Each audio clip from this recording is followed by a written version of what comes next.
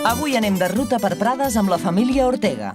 Us presentem l'Enric, de 9 anys, que toca la bateria. La Begoña, fotògrafa aficionada. I la Marina, pintora i portera de futbol. Comencem descobrint els secrets de la població de la mà d'una guia que els coneix tots. Bon dia, ara estem aquí a Prades, jo em dic Mercè i us ensenyaré tot el que és el poble, el casc antic. Prades, coneguda com la Vila Vermella pel color de la seva pedra, és plena de racons amb encant, per no parlar de les seves fonts. L'església és del segle XIII i antigament també es feia servir com a torre de vigilància.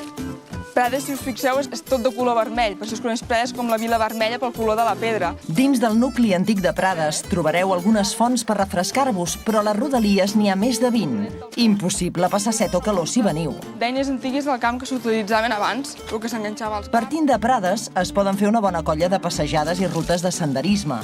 Els Ortega han triat la que porta fins a l'ermita de la Bellera, un camí apte per a infants de totes les edats.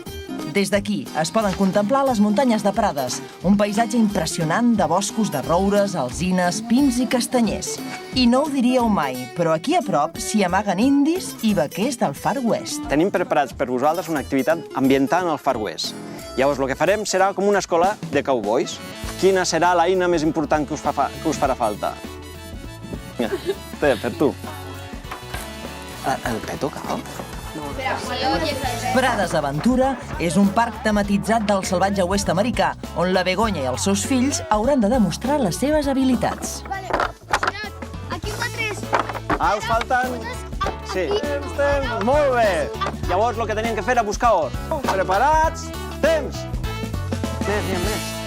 Les instal·lacions del parc segueixen un model de sostenibilitat i respecte pel medi ambient que el fan únic. A més, totes les activitats estan pensades per fer amb nens sense córrer el més mínim risc. Tot i que a la Begoña li ha tocat patir una mica. Deixem el salvatge oest i tornem a la civilització per dinar a la Font d'Espasa. Ens calen energies perquè a la tarda visitarem Siurana, una localitat amb molta història.